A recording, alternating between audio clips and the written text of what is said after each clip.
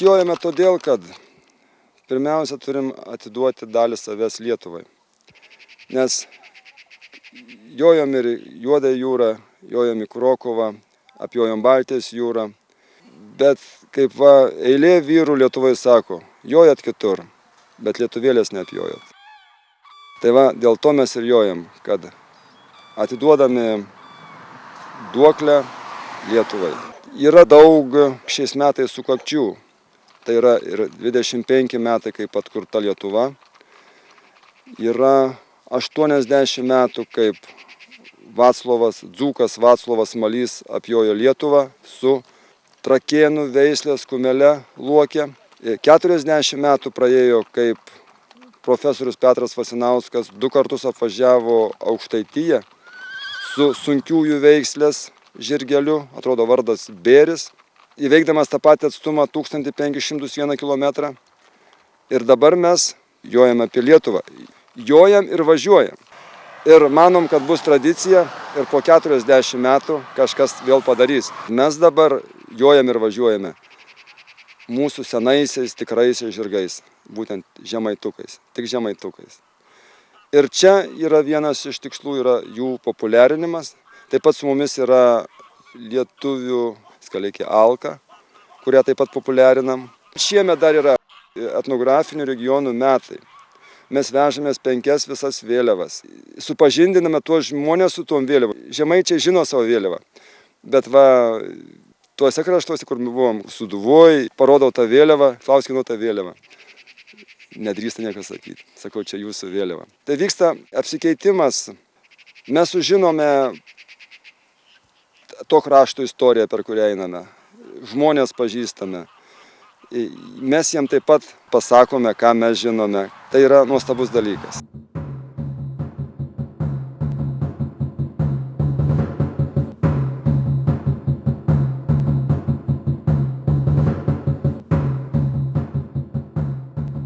Stot, kas joja! Lietuviai! Tai čia skalviai. Prūsai. Skalviai ir yra skalviai, o prūsai ir yra prūsai. Pas mus nepažįstami praeiviai. Praėjodami turi apsimokėti. Taigi, žirgų mes turim, jų mums nereik. Nebent turit sidabro. Matau, merginos, jūsų dar nesenos. O šitą dėdą pasimkit, o šitą dėdą. Tai kad jis jau niekam tikęs. Na nebent vietoj baidyklės kur nors laukuose. Bet dabar žvirblių nebėra. Kas pas jumis čia do vėliava? Lietuvos vėliava. Nežinom tokios. Tai kaip darysim? Atrodo, kad esat pavargę. O mūsų žemėje bet kokį keliauninką visada mielai vaišindavom ir po stogų priglausdavom. Malonu jumis matyt, kiek daug apjojusius. Sveikinam ir tegul jumis globoja senieji mūsų dievai ir mūsų protėviai.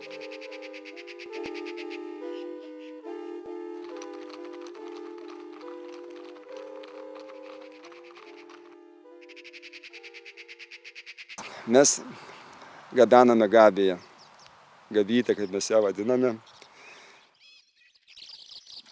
Ji 25 metus buvo saugoma ant Šatrijos kalno, prie Šatrijos kalno. Ir ją mums žynys Kęstutis įdavė. Ir dabar mes ją gabename, vežame. Ja buvome visur uždegę tose vietose, kur susikerta Lietuva ir kitos valstybės.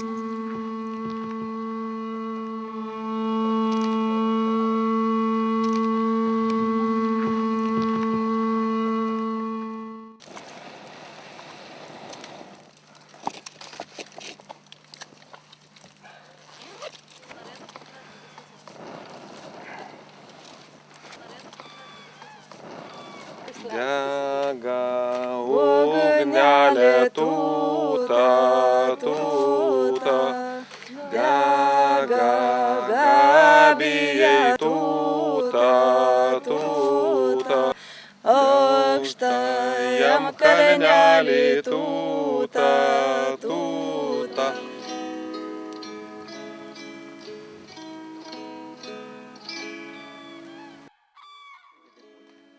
Visur einam, ar vanduo, ar ugnis.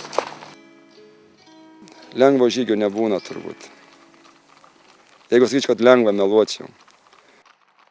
Žygis yra labai savitas.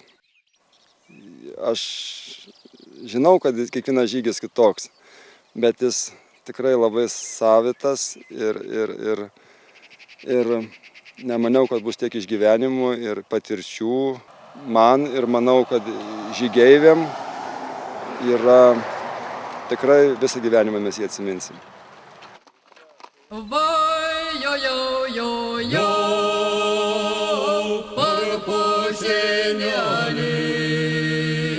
Pamačiau mergelę, griebant šeinelį, sveta mergelė, tokia glėbėjelė.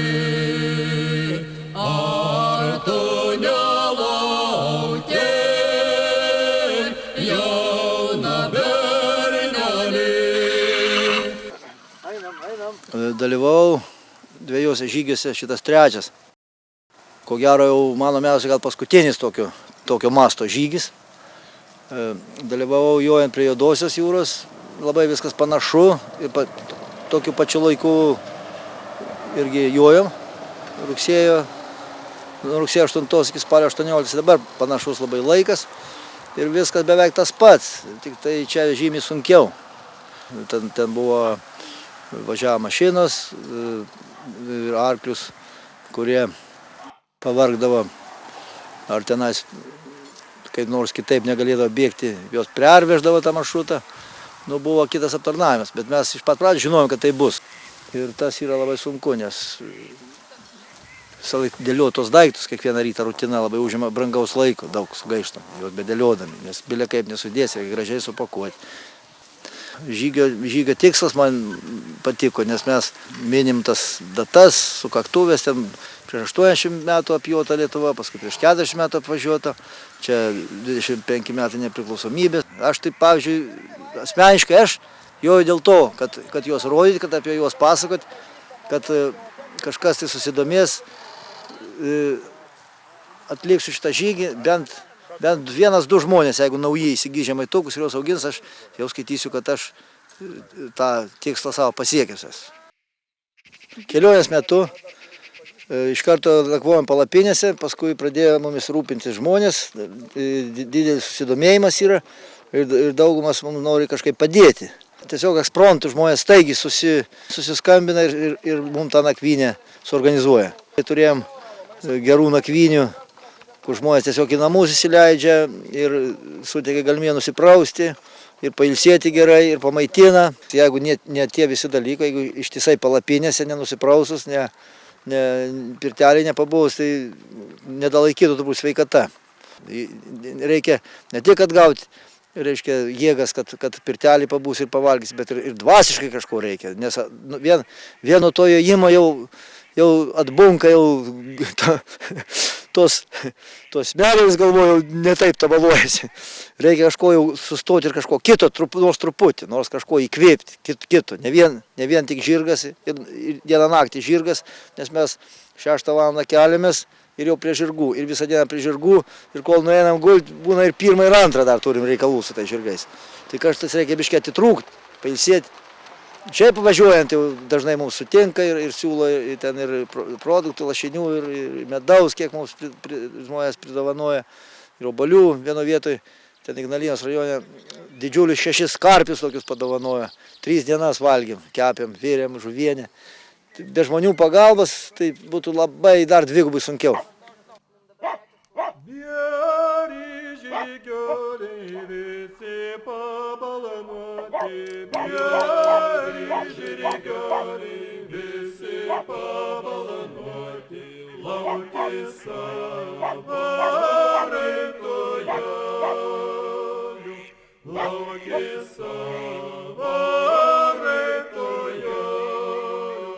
Kiekvienas žygis yra savotiškai sunkus. Tiek moraliai būna, tiek fiziškai. Kiekvienas žygis yra sunkus, bet vien tai, kad būni gamtoj nuolatos, kad būni su žirgais, kurie artėja prie jūsų ekrano dabar, tai iš tiesų daug suteikia jėgų. Visko buvo, bet žinot, yra antras kvėpavimas, trečias kvėpavimas. Nežinau, kelintas dabar, bet iš esmės, žinot, gera nuotaika, jumoras tarpusavy, kai vienas kitą palaikom padeda.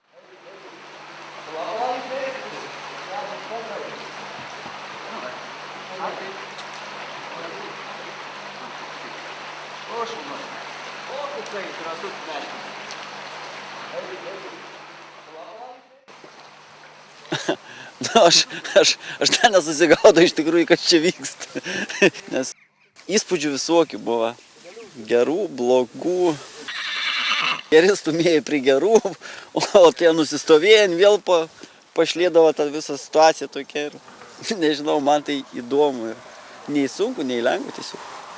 Nu, keliauju. Keliauju.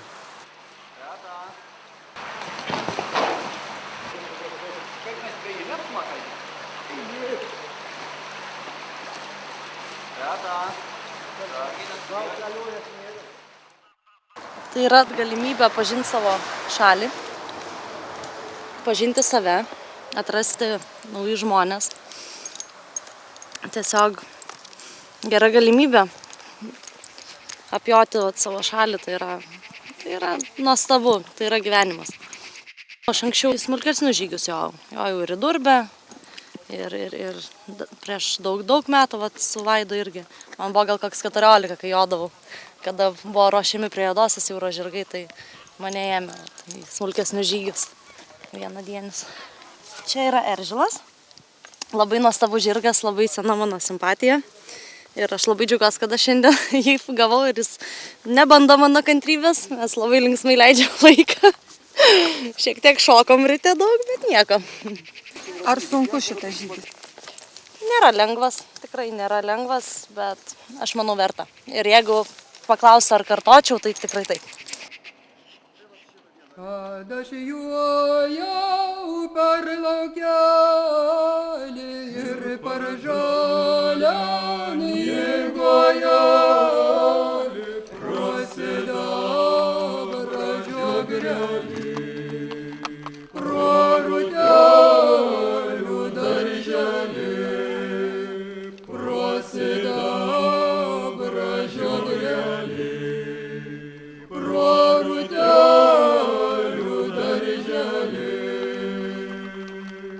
Kimelį juodamas, gera žirga šankindamas, pentinelį spausdamas, klauštinelį semdamas, pentinelį spausdamas, klauštinelį semdamas. Sužinojom, kas yra Lietuva, kas yra Lietuvos pakraščiai. Įdomu. Ramus žirgas. Ramus. Niekur neskuba. Visą laiką paskutinis, bet jis nesiblaško. Ir tikriausiai vienintelis iš jojamųjų, kur nenusidaužė kojų savo. Ar sunku šitas žygis? Nelengvas. Mano amžiui nelengvas. Aš neturiu tiek patirties jojimo.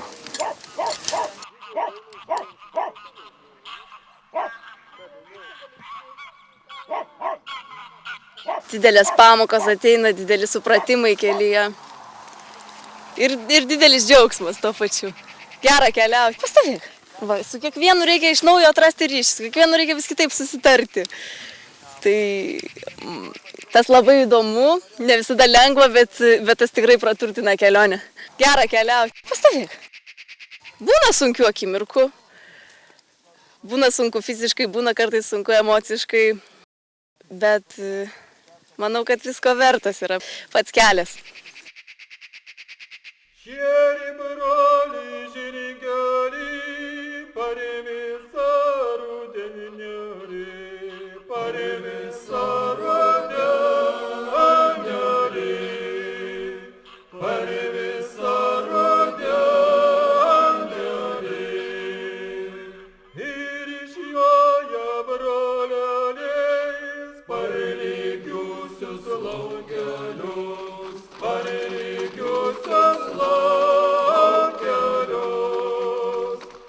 lygiusios laukelio. Ir pririšo žirgelį prie rūtelių darželį, prie rūtelio darželį, prie rūtelio darželį.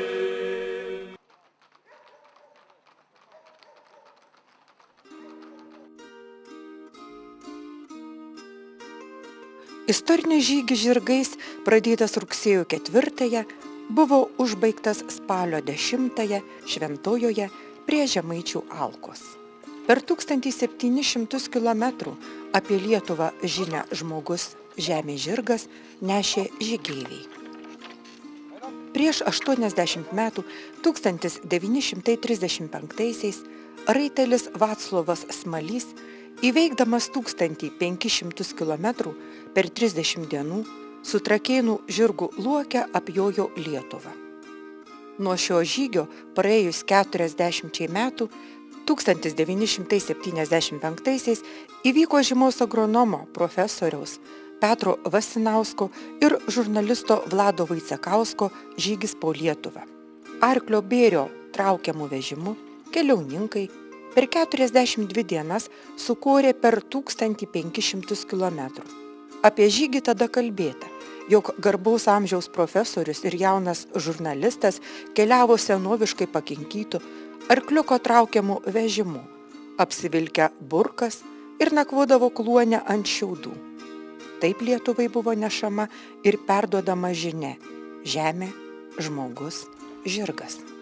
Palaikydami šią istorinių žygių tradiciją, Lietuvą žemaitukų veislės žirgeliais apjojo 7 raiteliai. Kas kitas jei ne mes, sako žygio dalyviai. Žygiuodami žirgai žemaitukais nešėme žinią, jog žemaitukų žirgų veislė viena seniausių, turinti unikalią genetinę struktūrą ir istoriją. Labą dieną. Kaip malonu matyti. Pabalnoki man žirgelį,